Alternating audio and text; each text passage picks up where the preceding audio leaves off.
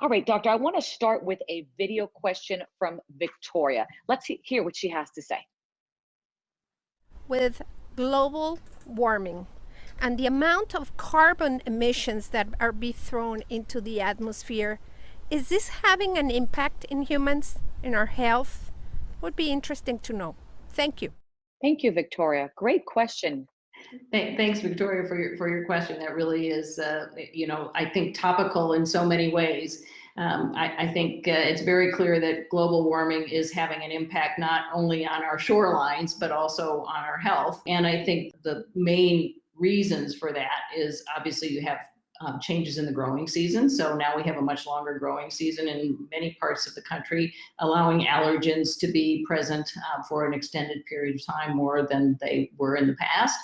Certainly that has impacted things. I think you bring up a very good point related to carbon emissions. And as we have warming, depending upon where you are and what sort of setting you're in, there can be inversions and in heavy air. In those inversions, you can actually have the pollution stay lower to the ground and cause more problems under the heavy air that often exists under the summer conditions. And then, of course, you've got things like cold temperatures too, which global climate change is a measure of extremes, that you've got not only higher temperatures, but also in some cases colder temperatures. And that causes everyone to run indoors. And then our exposure to viruses, as was the case in the last year, obviously with COVID-19, can increase because of the colder temperatures driving everyone indoors. So I think certainly there are multiple reasons why climate change, global warming, and global cooling during extremes can certainly have an impact on your health. And doctor, let me piggyback on that. What type of patients would you say would be most affected from climate change? Again, a very good question from the standpoint of who is most at risk, I guess I would say. And I think most people would say young people are going to be more affected because they're going to be exposed to these conditions for a more extended period of time than older folks are. There's some information to suggest that people who are obese may actually have worse outcomes in relationship to temperature changes and temperature extremes. But then obviously you've got people with underlying conditions. So anyone with an underlying chronic condition, certainly things like asthma, certainly things like COPD, emphysema, which have an impact on your lungs already. And now you're having these temperature extremes and humidity changes and allergens increasing, et cetera. Those folks are going to be more likely to be affected by the climate change as well.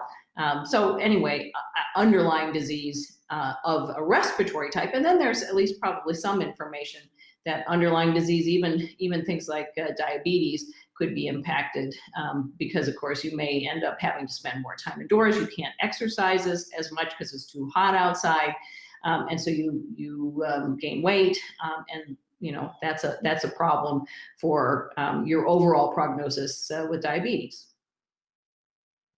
Thank you, doctor. With the pandemic that you mentioned a few minutes ago, and unfortunately we are still living in this pandemic, we all have been wearing face masks. So I have a question from a viewer. I don't have a name, but she asked, does wearing a face mask make it harder for people with asthma? And I'm just going to piggyback on that also and just ask, does wearing a face mask just make it hard, period, for anyone to breathe? And again, I think that's a question that I hear from people all the time. So a very good question to talk about in broader context.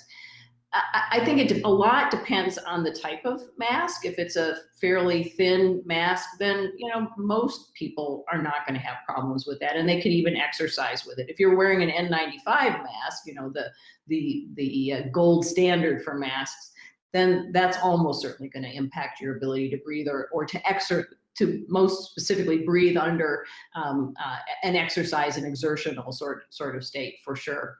I think from the standpoint of, people are wearing multiple masks. Sometimes I think if you wear multiple masks, even people without respiratory problems can have some issues with that for sure.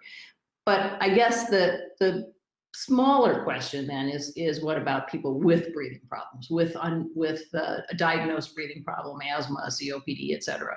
It's actually a fascinating question, and there's always two sides to every coin.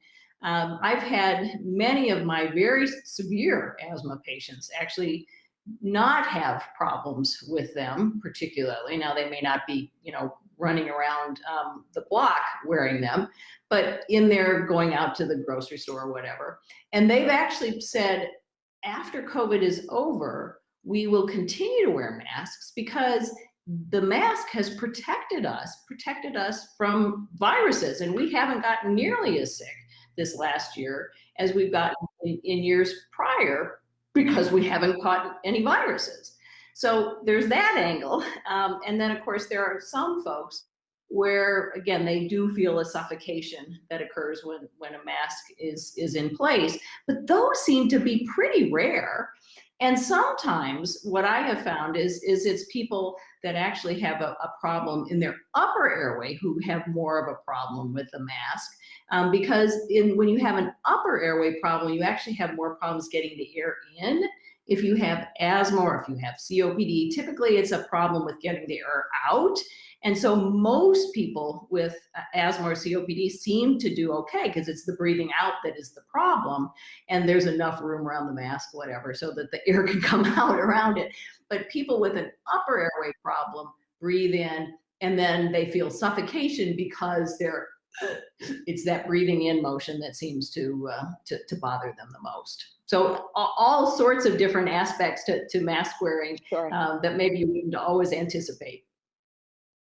So for your patients, when they come in and maybe those that tell you, I'm suffocating, I feel like I'm suffocating, what mask do you suggest to not only protect them, because that's what we want, protection, B, stay healthier, and C, not feel that, suffocation?